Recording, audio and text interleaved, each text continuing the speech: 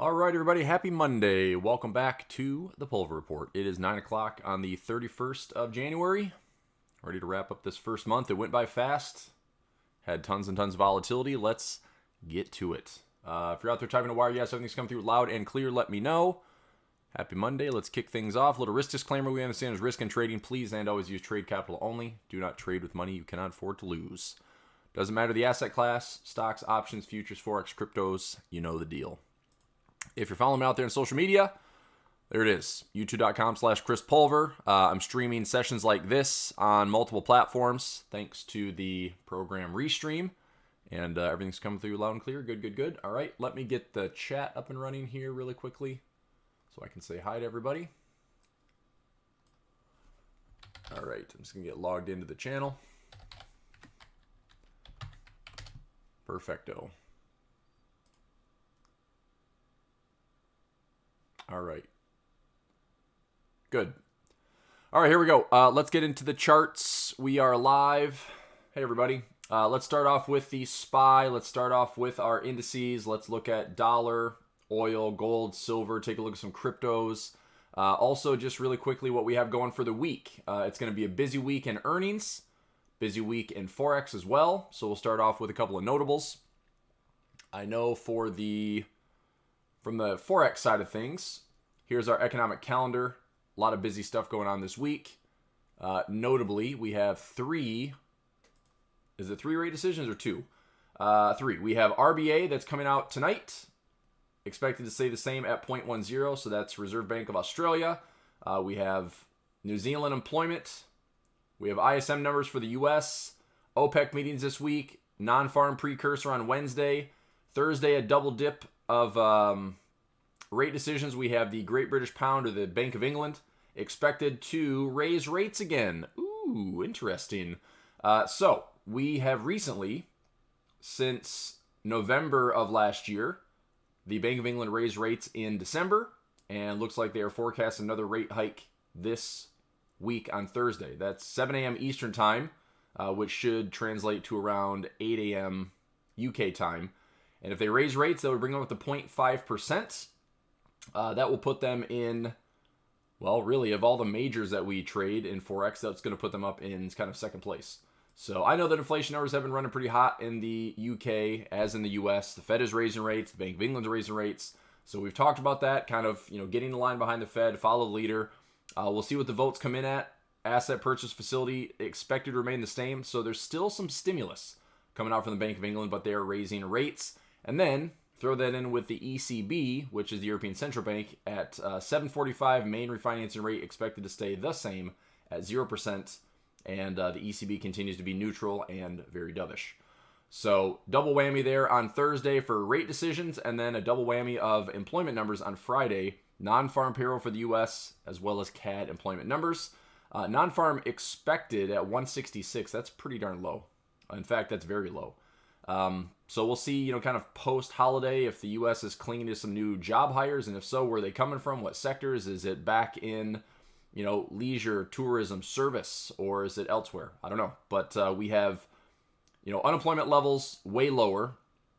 Average hourly earnings are higher, but there's certainly a contraction in the workforce. We know that there's the great resignation going on, where there's just people quitting jobs. Either they're looking for greener pastures or they're just not coming back to the workforce. All right. Let's see here. Gurma, good morning. Sudamiso, good morning. David, good morning. David, somebody beat you to the chat. You're usually the first one in. Hey, Dennis, how are you? Kevin, good morning. Let's see here. Also looking to raise national insurance over the next few months. Ugh. Yeah, it's all a crapshoot, isn't it? Andrew, good morning. Jason says, house number 2, hit the thumbs up. There you go. Hit that thumbs up button. Perfect. Diane, good morning. Nice to see everybody. Okay, so that's our Forex side of things. And then we have a pretty big earnings calendar. I'm just going to point out some of the notables. Where are we at here? Notables for this week. So last week's market move, everything ended up finishing in the green, barely. The NASDAQ literally squeaked out a 0.01% gain for the week. Now you look at that and you saw this massive push on Friday to the upside. Granted, the indices are still down from the highs of the year, but the NASDAQ did cling to some, essentially break-even territory with 0.01%. The S&P up 0.77% last week. The Dow up 1.34%. The Russell, I believe, is the only one that finished in the red still. Bitcoin's off the recent lows. I think we had lows around like 35-ish on Bitcoin. It's up to 37 and change. We'll take a look at that, up 3.34%. And then some earnings notables this week. I also had a list of all my expirations for options. I have 1, 2, 3, 4, 5, 6, 7 trades that have expirations this Friday on the 4th of February. So we will see if there's any assignments there. I did take some assignments last week on CLF. We did have some nice profits. I also cashed in some nice long puts that helped me lower the cost quite a bit on a couple of stocks like Pinterest and Teladoc. I think there's one other one in there as well. I'll take a look at it this morning. Notables and earnings. So Apple, record smashing sales last week. Microsoft, same thing. Alphabet, aka Google, earnings this week. Alibaba, ExxonMobil, UPS, General Motors, Meta, aka Facebook, PayPal, Qualcomm, Sony, Spotify. A lot of drama going on with Spotify with Joe Rogan, Neil Young, and it is what it is. I don't know if that's good or bad. I mean, I know they paid Joe Rogan a lot of money. I don't know if this is going to turn into like the Sirius XM deal, like when they ended up paying Howard Stern $100 million and then couldn't afford to pay anybody else.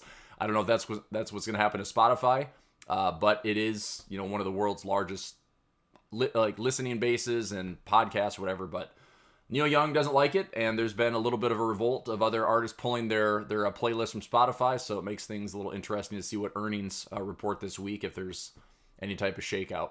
What else? Amazon earnings this week on Thursday. Merck, which is doing some additional discoveries in COVID with Omicron. I know there's another variant that just popped up in like 40 countries. Awesome. Shell, Ford, Activision, who was just recently acquired by Microsoft, Snap, which I have a trade in with a credit spread on Snap. I cashed in a long put on that one last week. Hershey, which I think food and staples are going to be a pretty solid sector to play this year. So just some notables. All right, good stuff. And we did the Forex stuff. We did the earnings. Let's get into the charts. Indices. So here's our big push on Friday. Keep in mind that we are off of the highs by a lot. There's a ton to make up. I still think this is a potential fade the rally type move. We will see what responds. Now look, the market's realistically from, this high to this low. You think about the last couple of weeks of trading, it's been incredibly volatile. We've had, some horrific days. We've had some great days. You keep seeing these staggering numbers like, worst day since this day, worst day since this day. It's like, well, we're sitting at all-time highs, so the point swings are going to be really massive. The percentage swings are probably right in line with, some other days. I don't think we're dealing with like, straight up outliers every single day that the market's moving up or down. But from this high to this low, look, it's going to be difficult to regain these highs right away. If that's as quick as the market wants to put in a low, again, it makes me question just kind of the overall integrity of things, of how broken this market is and how much money is actually just getting thrown right back into it. Or, I could see the market struggling. We had high volatility from this high to this low, and a lot of times with this big shakeout and volatility, we might see the market go up, not quite make it there, come down, not quite make it there, and then we see some indecision. So we could be forming a wedge here in the next maybe month or two as we get through Q1, as the markets are trying to still make some sense of how firm they want to be with the rate decisions, maybe pricing in more than just 3 or 4 this year for the Fed, maybe trying to price in 2023 rate hikes as well. The forecasts are looking at like out to 2023, the Fed official cash rate will probably be between 2.5% to 3%. Now, if we do some simple math, let's say we had 8 rate hikes, okay, 8 rate hikes, and we do that each at 25 basis points, that brings us up to 2%. So to see a 2.5% to 3% forecasted official cash rate by end of 2023, at some point, I suppose that the market's kind of pricing in that the Fed will get ahead or maybe overshoot some of those rate hikes and do like a 50 basis points rate hike.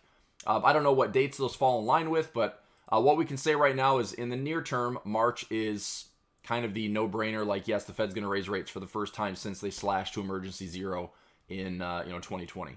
But I think the market's going to have a hard time, reclaiming the highs, okay? But we might be trying to put in a little bit of a low because there was some massive sell volume going on. There were a high record number of puts, and it just seems like that's also a nice sign where things start to reverse. So I think we're still going to be in for some indecision, right? Meaning we're not going to take out the highs. We won't really, aggressively flush down to these lows, although I do think that we could get there. I think we could make a, retracement here and then get a little flush back down, but it's slower to the lows, and we still find those big equilibrium levels, and then we build a base and we see where the market performs. I talked about this last week. If I share that slide, which I believe I did on Friday, with how the markets performed over a 50-year period with rate hikes. 80% of the time, since like 1951, when you have a first rate hike from the Fed, the S&P has performed with about a 7% increase for the first 12 months after that rate hike. So that means that when March's rate hike hits, the S&P 500 will likely, again, 80% probability that it will perform positively. But that's easy to do when before the rate hike, this is what the markets tend to do. The markets tend to sell off pretty aggressively. They start to, have that taper tantrum. And so it's easy to see like, yeah, sure, we can perform, 5, 6, 7% off recent lows. It doesn't mean that we're taking out new highs. So, as long as you understand that there's a slide prior to that rate hike, this makes sense because off these lows right now, we're 4.83% off the lows. So officially when that rate hike comes in March, do we see a 6 to 7% gain? We'll find out. I am curious to see when March's rate hike is in, where's price? And if we measure 6 to 7%, is that back up towards the highs? Or are we going to be back down near the lows again and we just deal with more indecision? So time will tell. We'll figure it out. We'll trade it. Okay. All right. So that's the SPY. Pre-market's down just a little bit. Dow as well. Pre-market down a little bit. S&P pre-market down a little bit. So is it a fade the rally? Very much could be. There's a lot of earnings coming out this week. Probably a lot of volatility. Volatility index, chart alarms are set. Again, watching this instrument closely because if we have, solid earnings, the markets are still showing green this week, and it's kind of the proof is in the numbers. If earnings come in overwhelmingly positive this week, then most likely the VIX will drop, which means our SVXY will go up. We can make some money on that. Our overall indices are up. Our portfolio is looking better. Recoveries, repairs, like all those things will be fine from the recent sell-off. So that's what we're watching this week. Equities on demand traders. We're watching SVXY. We've got a handful of expirations. Alcoa. I've got a BlackBerry expiration. I keep saying Cargill. ConAgra Foods. Katera Energy. Triple D, which is a 3D printing systems, International Paper, and then Snapchat. Those are all my expirations for 2-4. And we'll be talking a lot about those this week. We also have a lot of staggered trades out in Halliburton. Again in Alcoa. And what else? We did SLB, which is Schlumberger Energy, and a few other ones that we were liking. I know we have ConAgra that are staggered out as well. So trying to focus on this. Trying to focus on the sectors that are performing well. Here's the last quarter. So 3 months, top performing sectors, consumer staples, energy. Now, energy is going to be more volatile, all right? But look at oil prices. Oil's still hanging out to $87+, and there's really no signs of slowing right now. We have OPEC this week. I'm sure OPEC is loving the prices, to be honest. And I'm sure that there's big money that's pushing and maybe even forecasting the 100+ level is hit before there's any type of decent correction. But energy continues to be, kind of the golden child, if you will, of all the sectors. It's performed really well the last quarter, the last month. One of the only sectors performing positive the last month by that's a landslide. Energy is killing it right now. Last 5 days, you can see that things have recovered a little bit off those recent lows. But again, traders know this in Equities on Demand. We have been focused heavily on some of these energy sectors. There's some good companies that are doing really well. They're not that expensive, and the trajectory is looking pretty solid. So I don't mind taking some ownership. Maybe it's only the next 3 months. Maybe it's the next 6 months. Maybe it's energy prices will continue to get higher and higher. If Northeast United States with this last weekend, major blizzard, what are they calling it? Like the winter bomb cyclone or something like that. Up to 3, 4, 5 feet of snow, kind of like a winter hurricane. That would be ridiculous. So energy prices sustainably higher, and it's going to be nuts. Like nobody wants to deal with that.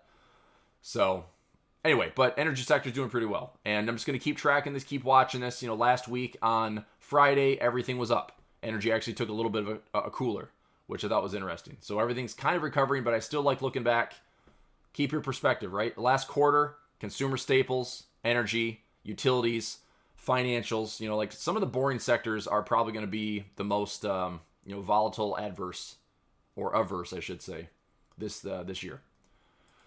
Okay, let's take a look at some dollar index. And we'll do gold, silver, and oil.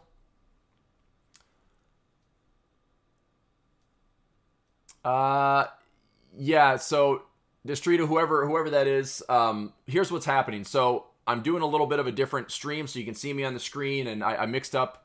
So what I was doing is I initially was posting it because I was doing it through the Restream Studio, and now I'm just going to use the stream key, and that way I can broadcast on everything and have this this different kind of production. So the way you can find me is the same time. You know that I'm coming on live 9 o'clock, Mondays and Fridays. But what I'll be doing is I'll be streaming through, like I'm using a software now to stream versus just using the web dashboard on Restream. So that's why it didn't pop up on Friday's, standard link. But if you just came to my channel, youtube.com/Chris Pulver, it pops up and it shows live. You can join that anytime. So when we're live on Mondays and Fridays, just go to my channel page and you can see it. But I will start posting that, so we should be good. Okay? All right, dollar index. We'll take a look at currency strength for this morning really quickly. So we have Aussie making a nice comeback with some good volatility. We have the New Zealand in second place. Let's go to Friday. So Friday we had some interesting flows. Aussie, New Zealand got hit pretty hard. Cad as well. I had a really good run on the dollar last week. Made a lot of pips. We had dollar Swiss, which was closing up for some profits. We had pound dollar short.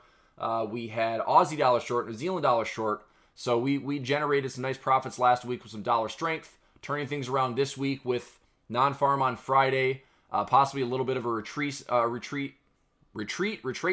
Kind of mix those two together. Retracement in the US dollar. We'll see. If we have some risk appetite this week, then we'll probably see the yen, the Swiss take a little back seat. I am liking the fact that the Euro Swiss is showing a promising turn. We're back above 104. Pound Swiss is moving as well. Let's see if the Swiss will stay a little bit softer. One thing I'd like to say about the Swiss is I'd like it to be like the weakest currency pair in the world because I'm playing against it pretty hard. So Swiss yen, have that trade short. It's fine. I just want to see it go a little bit lower. Dollar Swiss took some nice profit. I'm leveling back in. And, Cad Swiss, fine. Aussie Swiss, New Zealand Swiss. I'm essentially, anti-Swiss the whole basket. So we'll see how it shakes out this week. We have a lot of news. RBA tonight, double whammy with ECB and BOE on Thursday and then non-farm on Friday. So Forex will be a volatile week to kick things off in February. And go back to our charts, dollar index. So this was a nice run. If you followed my direction here, like once we started to see the dollar kick into the upside, Aussie dollar short, New Zealand dollar short, pound dollar short, Aussie yen, Cad yen, New Zealand yen. These all did play out pretty nicely. Okay? They really did. Now, my question is, are we going to see a continuation of this? Or are we going to see, okay, we had a high in price. We have a slightly higher high in price. We have a yearly pivot right here. And again, if we're going to see like this massive U-turn in the dollar, okay, fine. I still think that the overall trend on this dollar index is going to continue to be higher. So I think this is a good short-term play. I'm no longer really focused on, strong dollar across the board. I am still long on dollar Swiss, okay? But what I'm looking at is we had a nice, strong 2-week push to the upside. We did score a point at those highs. Let me take a look at the momentum oscillator really quickly. So we're not overbought. We do show some equal highs here in momentum with slightly higher highs in price. I suppose there could be a little bit of a retracement back down into the midpoint, back down into this yearly pivot, into channel lows. But I still think that the dollar reigns supreme over the next maybe 3 to 6 months. Now, again, I say that. I'm going to be watching the dollar very closely this week to see, is it more of the same and the momentum continues back up with dollar strength, or we actually see a little backseat and things transition into risk on for this week. Aussie recovers, New Zealand recovers, dollar takes a backseat, yen gets softer, Swiss gets softer. We'll figure it out. It really is, in Forex, this has been like the easiest correlation to trade the last 3 years. Risk on versus risk off. Okay? In my YouTube video, I have a trading 101 lesson that is risk on versus risk off. And I talk about the correlations in the stock market with the Forex market and what that means. So if that doesn't sound familiar, check out that video on my YouTube page. It's in that Trading 101 playlist. But it's really important because Forex trades a lot with that correlation. Risk on, Aussie, Cad, New Zealand, pound, usually are the strongest currency pairs. Risk off, dollar, yen, Swiss, euro, you can throw that in there as well as a neutral currency, but those are your safe haven pairs, right? So that's what I'm going to be watching for this week to see, is it more dollar strength? Is the dollar taking a back seat because risk on pairs are recovering? That's what we'll figure out, all right? So that's it. I mean, we still have room to come back to the channel, but it doesn't change the trend. Overall, this dollar trend from this support to this support, even finding this channel low, there's a lot of pip opportunities there in the near term, but even finding this channel low and finding this yearly pivot, I still look at dollar going higher. Okay? So this will be, following the Fed essentially this year. How do we trade it? How do we translate it into pips and profit? Dollar index can help. Oil, gold, silver. Oil, 87.51. It is, look, at some point there's going to be a pretty heavy top in oil. I just don't know when. We're 87.48. We're stretching higher. We might have that push into the 90s. This might be one of those trends where it just gets a little bit uglier and a little bit more extreme. I know OPEC meetings this week, but look, don't be surprised to see $90. Don't be surprised to see $95 to $100 on a squeeze. Now, I do think that oil comes down pretty hard after one of those price levels are hit. But unless we start to see some insane jawboning down with OPEC, or, look, we have escalated tensions here geopolitically with Ukraine and Russia. I know the U.S. is making threats. We're talking about sanctions. We're talking about cutting off pipeline projects. Again, this could all be disruptive to oil's prices. We're also talking about an entire world that's trying to make a transition into green energy. In order to do that, you have to use carbon energy, which is what exists right now. So that is why I think that this might be, one of the trades, one of the sectors that runs pretty hot as eventually we, maybe take 3 to 5 years to transition, maybe more. There's all this talk of, talking a good game in green energy and green technology, but not actually doing it until it's too late. Or it's 5 years from now, it's 10 years from now, it's 2050, and who knows what the world's like in 2050. But if we take a look at the charts, which is what I'm trying to focus on, look at your weekly time frame. There are some super important levels back here, which we have found. Massive pockets back here around $90. Could we come back up into 105? Absolutely. Could we stretch to these levels? Let's go back to 2011, 2015, where oil was insanely volatile, but had this massive range. Until then, we had another oil crisis, right? So I could see us facing the same type of thing. It stretches higher, maybe gets into this $100 area, and then we find some high volatility up here. We start looking at maybe capping the upside on oil, and it's going to be a really volatile trade this year. But that's what I'm looking for. All right, gold and silver, I like long on both, especially if the dollar takes a little bit of a breather. Let's go back to the daily chart. So daily chart, we're at 1796 on gold. Look, I don't trade gold short term at all. So, my plan is look at the big levels. We talked about buying gold at 1750. It's still hanging at 1796. We haven't broken a recent high. We haven't broken a recent low. A lot of indecision, but I still like long on gold. Look left and target, the mid 1900s. If we get back above 2000, fantastic. That's certainly an anti-dollar play. But that being said, could we come back down to this triple bottom here at 1680? Sure. Could we come back to channel lows in the 1600s? Maybe. But my idea on gold would be, I'm in at 1750. I'm willing to add, on a breakout, I suppose, or just hold this position and then look for the highs. But from the technical standpoint, I think silver is just a better trade. Okay. All right, XAG USD. So silver had a massive smash last week. Again, you can see that correlation with the dollar index. Dollar index was all green last week, and silver and gold were down. So I still like silver off these lows, low 20s, as low as 1950 for a big buy level. And I do have some SLV that I'm trading. I'm still looking for this to head higher. I don't know if it, holds the current lows or if it comes back down to the backside of the trend line, builds a base here, then we start to see the bottoming formation. We'll figure it out. But I have a nice, 30 to 35% upside profit level on silver if we get back to $29. And translate that to SLV. It's a high that I'm looking at. I've got covered calls out to $26 or $26.50 on silver. So I'm looking to buy low in this range. We talked about this. You know, this is area 1, buying there. Area 2, buying here. Level 1, level 2, and then profit levels up here near resistance. And if we break higher, we have a lot of room to run towards $40 and beyond. So this is a, this is a buy and hold. I'll position, I'll stay patient, but I like silver. Okay, let's talk cryptos. Bitcoin, 37.3. Benji says hi. 37.3 on Bitcoin. Chart alarms are set. And 35,000. I did add some positions, so that I talked about this last week. 45, 40, 35, 30, 25, 20, all the way down. Like, I will add a little bit every increment. Dollar cost average in. Look, I'm not interested in trying to pick the exact bottom. I think it makes sense that 30,000 would be right here. We can hit it. I think we could flush down a little bit lower. You know why? Because it makes traders nervous, right? It would make the hodlers nervous if it's like, oh, broke 30,000. Well, there's a yearly pivot right here at 20,800. Okay, let's find it. And then from there, we have a monthly pivot cluster. We've got weekly pivot clusters. We go all the way back to 60,000. I'm not really worried about the long term. I think if you're willing to hold, you'll be fine.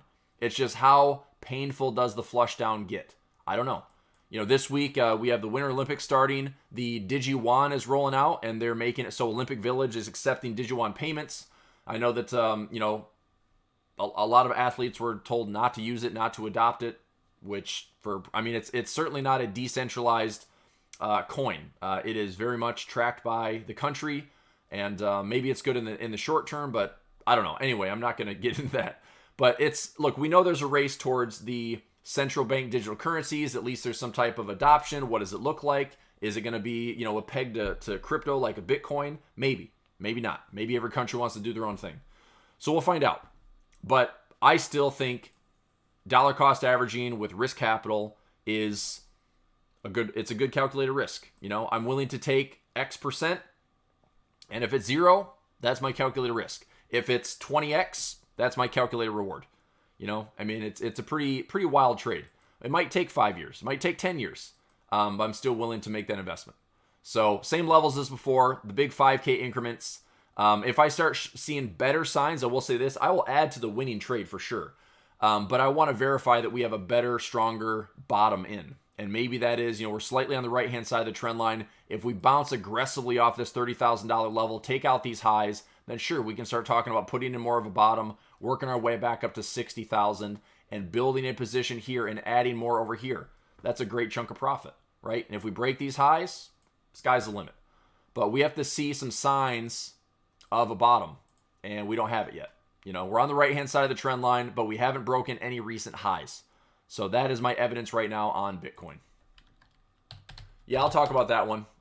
We'll get into them. So Ethereum, same thing. We're on the left-hand side of the trend line. Let's look. My trend line didn't load. Interesting. Okay, so I'm just looking at this.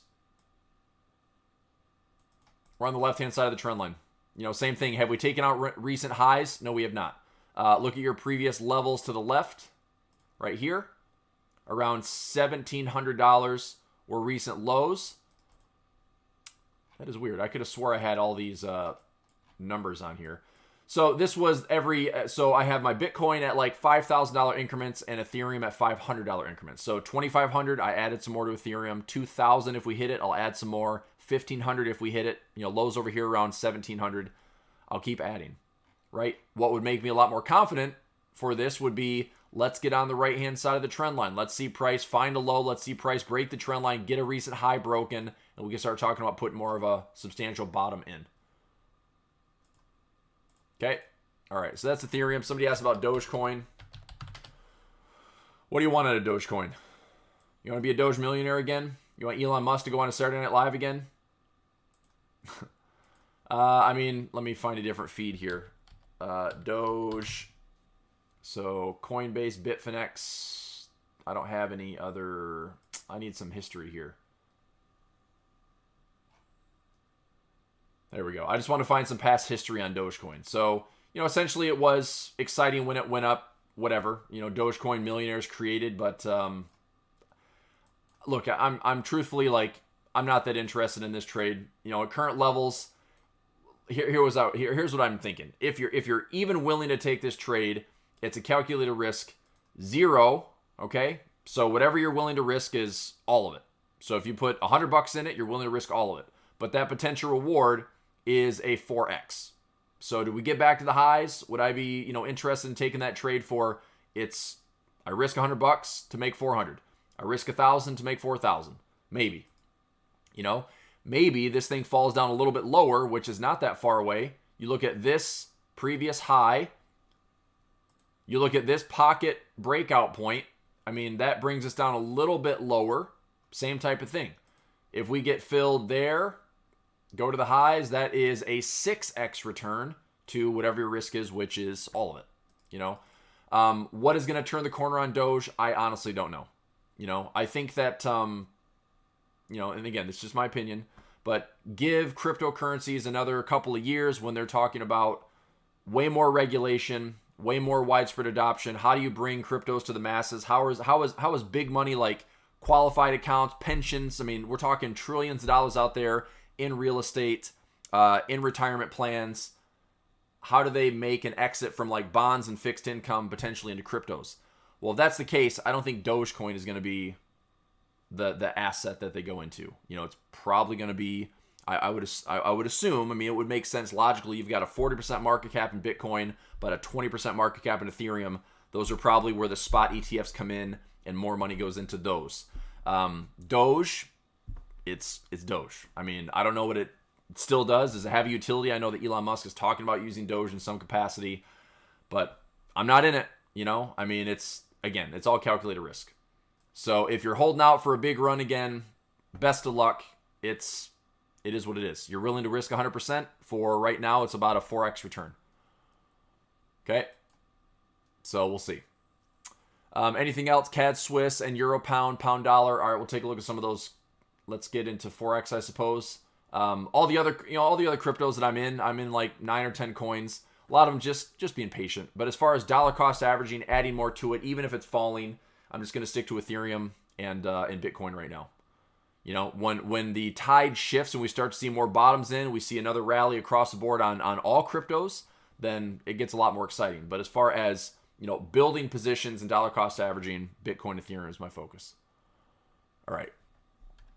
Yes, currencies. Let's go to Aussie Cad. I do like Aussie Cad. I'm long on Aussie Cad. We saw a nice little bounce off these lows at 89.20. I have some small positions in here that I'm buying. I have a yearly pivot at 93.80 that I'm very interested in. Right now, the Aussie Cad is looking good for a buy trade this week, back up to these recent highs around 9,200.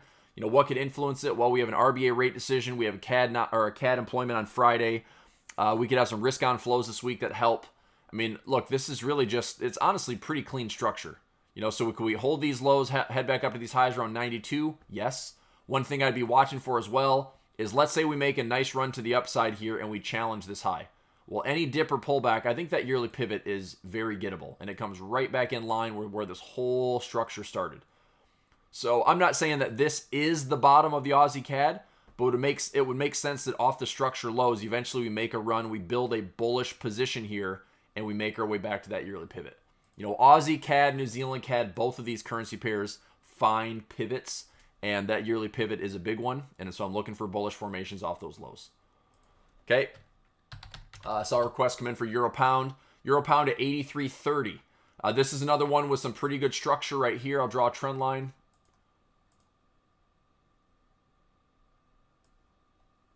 Like so. Another one that I'm looking for a bullish pattern to emerge. I know that we have Bank of England looking to raise rates.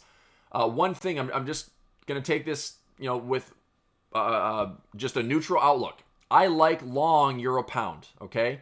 But would I be prepared for this to come down a little bit lower and build an 81 or 8,000 low position and then take this all the way back up to that yearly pivot? Answer to that is yes. Reason why is right now the market could be pricing in the Bank of England raising rates way faster than the ECB. In fact, I don't even know when the ECB has had anything other than 0% interest rates. I mean, it's probably been 5, 6, 7 years. In fact, let's look on the Thursday refinancing rate I'm going to go back and just see the history here. I can't remember the last time that the ECB has been off of zero. Okay, so we had a 0.05% interest rate. Wow, talk about putting your money in the bank. 0.05 that was January of 2016. But from March 2016 to now, the ECB has been at 0%. That's a long time, and even still, even like, going back to, look, 2013, half of 1%. I mean, the ECB has never been again, that was under the tenure of Draghi. It's been like kind of the kitchen sink central bank for a long time. I don't know. I mean, Christine Lagarde doesn't sound like she's in any hurry to have the ECB get off of zero anytime soon. So, could that favor the pound over the euro for right now? Sure. But the euro is still a safe haven pair. So, I see the pound, possibly driving lower because it's going to be offering a bit of a yield, maybe 0.5% if they indeed do that on Thursday. But all I'm looking for on the chart on the weekly would be left-hand side. We have some really nice post-Brexit breakout points. And like I said, between 8,100 and 8,000, I think that this can put in a pretty decent low, and we make our way back in. And this just becomes a range for the year. I think we have major resistance right here. I think we build and we identify a major support level. And this just becomes a trade where we buy low and we take profit at the midpoint. And that's a trade. So it's, this is one of the slowest moving currency pairs in Forex. So it's not exciting. It's one that I'm not opposed to dollar cost averaging into or leveling into. But right now it's like, it could be as simple as wait for a trend line to break. Wait for these post-Brexit levels and pockets to get hit. Then we start building positions. So we'll be talking more about that in the Flex Room the next couple of weeks. Okay. All right. I saw Cad Swiss up there. I saw Pound New Zealand. Pound dollar buy. No. What spreadsheet you talking about? It was a buy trade that we took profit on.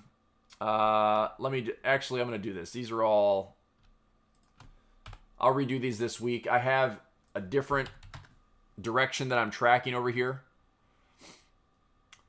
So Aussie Cad bullish, Aussie yen bearish, Aussie dollar bearish. And I'm actually, since we hit 7,000, I'm going back to neutral on this one. Aussie yen, I like bearish right now. Cad Swiss, I'm still bullish. Cad yen bearish, Swiss yen bearish. Euro Aussie sideways, Euro Cad indecisive. I want to buy it lower. Euro Swiss bullish, Euro pound. I'm looking to build now. Euro yen bearish, Euro New Zealand bullish. Euro dollar is actually, it's going to be probably bearish until 1.10. Pound Cad neutral, pound Swiss I'm bullish on. Pound yen, we have a big range. I'll still sell the highs. Pound New Zealand it's not confirmed bearish, but the better trade for me is to line up a bear trade. You probably got 600 or 700 pips to work with back towards 1.97. Pound dollar has been bearish. We sold channel highs. I was long during the holidays in December, January, early on to get that correction pound US dollar to 36.50. Then I turned bearish at the top of the range. So we've been bearish on this one for the last few weeks. New Zealand CAD, just like Aussie CAD, I'm looking to get bullish. Okay, looking for those yearly pivots, trying to build those bullish positions. New Zealand Swiss, I'm bullish on. New Zealand yen, this one's actually neutral. New Zealand dollar, bearish towards probably 6,400 or lower. Dollar CAD, I don't love it, but dollar CAD's probably better off going bullish for right now. It's just it's a messy trade. We've got oil prices that are high, dollar getting some love and some strength. It's been a choppy trade. I think neutral is probably the better position. Dollar Swiss, full on bullish. I took a ton of profit on it last week. I'm still back in. I've got buys to the upside. I've got levels to the downside. I'm just going to stay bullish on dollar Swiss. Dollar yen, really good sell trade if we hit 117.50 to 11800. We talked about that last week. We have a really nice bar count. Goes out to it's on my daily time frame with with Right Trader, and I'm looking at giving us some distance to work with and trying to find a bit more of a high, but I'm not taking those trades yet. Okay. All right, so a little direction action there. Cad Swiss, what do I like on Cad Swiss? Everything bullish. So here's a weekly time frame. Could we still just come back down and be choppy? Sure, but do I think Cad Swiss has the ability to get to 7,500? Yep. So we have been buying all these dips, taking profit, buying dips, looking to take some profit. I would love 74.50. I would love 75. If this is building up towards a massive bottom, that would be even more exciting because this structure could finally end up breaking. You know, you can see that we have to just break this high. I mean, if we build off this level, we have more indecision. Look, eventually when this thing has the ability to run open space, I think Cad Swiss has a great trade to the upside. So I will continue to accumulate Cad Swiss in here, and then we have profit levels at 7,500. If it breaks into open space, we add more. We take more trades, and we take this thing up to 79 and around number 8,000. So it's a big trade, but that's what I'm looking at. Okay, that's Cad Swiss. Euro pound we did. Pound New Zealand, like I said, I'm looking for a sell opportunity at 2-0. Well, I'm already in with a couple of robot trades, and here we go on the daily time frame. We're starting to turn nicely. We have some overextended conditions. This is probably one of my best sell trades for this week. And, you know, again, do we have a perfect little trend line break? Not yet. I mean, we haven't really broken this structure, but I do see this little capitulation move to the upside. I wouldn't be surprised if you're willing to take a short, you know, position 1, sell the high, position 2, and then let this thing break back down. I think we can at least come back down to 2,000. That's like minimum. But I'm looking at this really nice pivot cluster and weekly pockets all the way back down to like 1.97.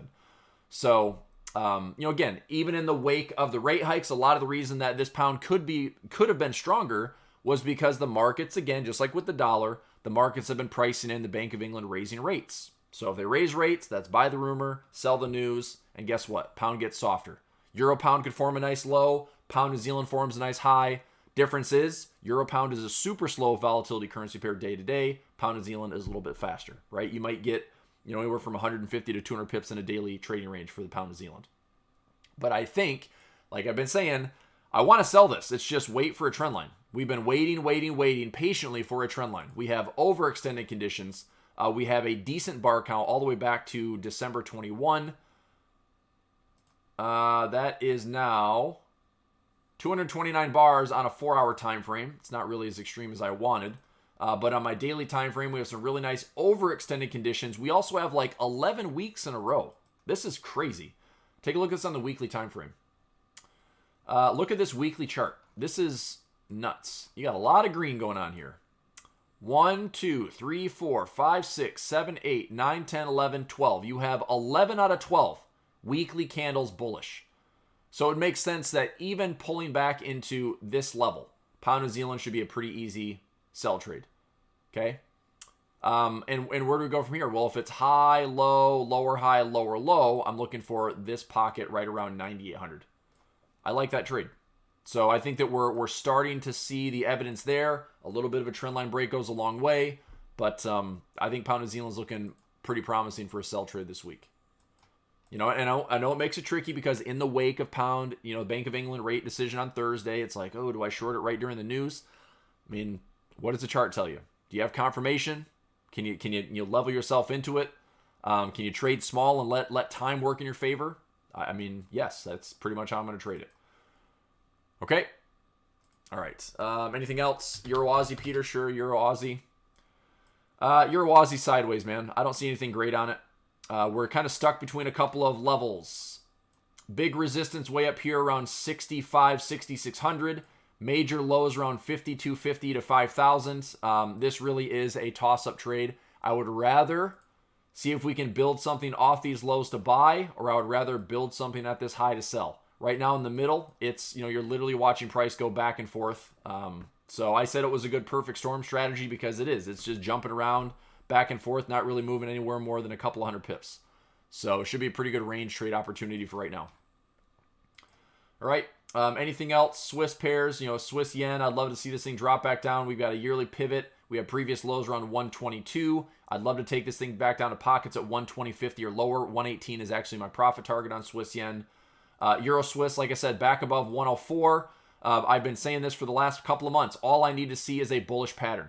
Okay, we have some buy levels in. I've got stacked orders to the upside above 105. If we put in a promising pattern, left tip, center tip, right tip, you know, head and shoulders or a bull crown. Let's take it back up to that yearly pivot. That can be profit. We can take this all the way back up here towards 107, all the way back up here towards 109. So if I'm building a position here, we put in a low, you know, we might have the Euro Swiss put the low in for the year and then give us a 3-wave to 5-wave move to the upside. And however I look at that, however I measure that, we'll see where we can take some profit. But anything above, I think my break even on Euro Swiss is like 105. 105-ish. So even getting to the yearly pivot, I'll be happy. Even getting to 107, I'll be happy. And then up here at 109, I will be in love with Euro Swiss if I can get paid on that. Okay. All right. Pound Aussie. Yep, Pound Aussie and Pound New Zealand are pretty similar. So Pound Aussie. Oh, fudge, man. Pound Aussie. What did we do? Oh, you know what? Let me check and see really quickly. I know we're going to go here in a few minutes. I should have gotten a sell trade activated. Let me confirm that here. Let me get logged into my VPS. I should have a trade that was activated with my Price Action Pro. We set that up last week, and it looks like it did exactly what I needed it to do. Popped right back into that resistance area. So give me a second to get logged in here. And that should have taken a trade on a 1-hour time frame.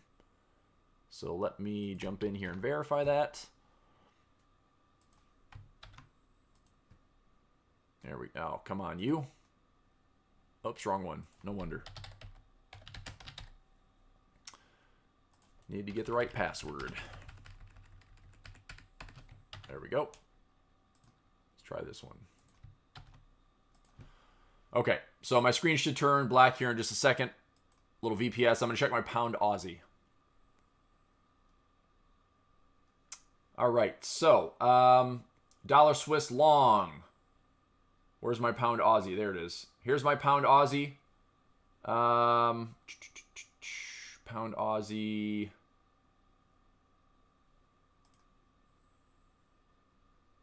What the heck? Pound Aussie.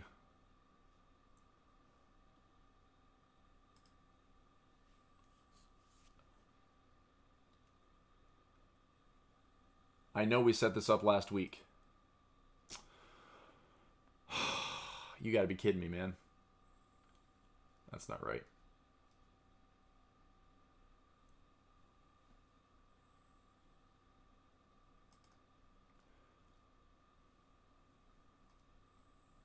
Hang on. Aha! I have more charts. There it is. Pound Aussie. Oh, you got to be kidding me. All right. So here's what I'm talking about. So it did what I needed, right? It came up into my sell zone, but here's the downside. I had a 1-hour chart. I expected the 1-hour chart with the break to give me my entry. I'm just going to let the robot run for this reason. If there is a pullback, if we put in a top here and we have a pullback, then my robot will still trade. All right. It's still looking to sell in this area or beyond.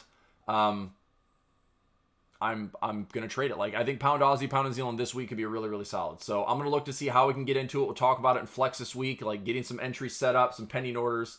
And again, I know it could be a little bit dicey because we have a rate decision from the Bank of England on Thursday, but we had these resistance levels noted. I'm also in, Pound New Zealand here, just leveling in small trades. I'm actually going to take another small trade here on Pound New Zealand right now and give myself a break even. Let's find out exactly where that is.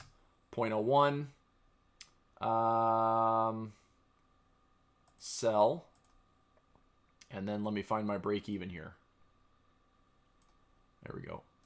So with these three entries all small, my break even is 20172.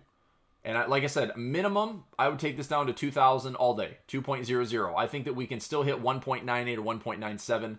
If I go down to my Pound New Zealand, weekly chart coming back to a nice pocket level, overbought conditions, it just, to me, makes sense. It's a good looking trade. Okay. All right. So we have lots to discuss this week. Equities on demand. We have class here in 10 minutes. We've got some 2-4 expirations to review. Flex from this week's going to be a busy week. I think there's tons of news for us to digest. 3 rate decisions, OPEC meetings, non-farm and CAD news on Friday. That's typically what we get the first week of the month, right? So it's going to be a busy week. I'm looking forward to it. And look forward to training with everybody. And as always, we'll do our best. We'll find some good trades. We'll make some good profits. And we'll keep grinding. 2022, the year of the trader. Right? I'm not sure what that is in the Chinese calendar, but for me, it's the year of the trader. All right, buddy. Thanks for being with me today. I'll be back on Friday. Same time, same place. I will post, if I can put in the schedule, I will post it with the software. So that way, I'm like I said, I'm doing the stream a little bit differently so I can be on the screen, have some graphics and stuff like that. Also, really quickly on the channel, I said this last week, but I would appreciate, if anyone is watching, wants some education, I have revamped and reorganized my entire playlist. So if you look at my playlist here, the Trading 101, I put a ton of videos. In fact, all of my Keep It Seriously Simple videos, Trading 101. I will keep building this stuff out. I'm opening it up. Like if you have requests, if you got video subjects you want me to talk about, I'm happy to. I'm going to take some really simple lessons like, buying calls, selling calls, finding a stock, trading Forex. I mean, I've got tons of video lessons already, but explore them.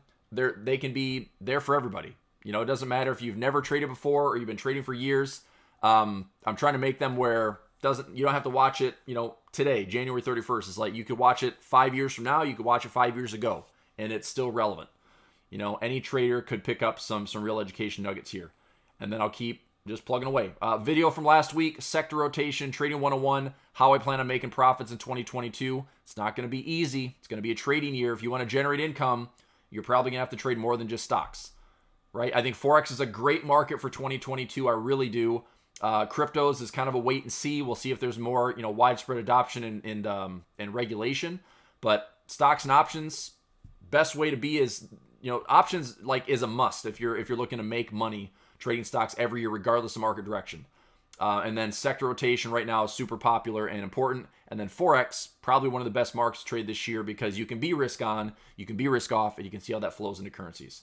So you can be a deadly trader when you've got a couple of asset classes to work with. All right. But I would appreciate all the support. Like I said, I'm trying to get, control of the channel back where I want to see, real engagement, real comments. I've seen way too many bots and Telegram hackers and stuff that popped up on my channel. So I'm trying to get rid of all those, reorganize everything. And, literally your thumbs up, your comment actually helps the channel in a big way. So that little bit helps every step of the way. And I'll continue to build out great content. Okay. All right. Happy Monday, everybody. Have a good week. Look forward to training everybody in the classes and trading rooms. I'll see you back here on Friday at 9 o'clock to wrap things up. Okay, have a great week. Talk to you soon. Bye.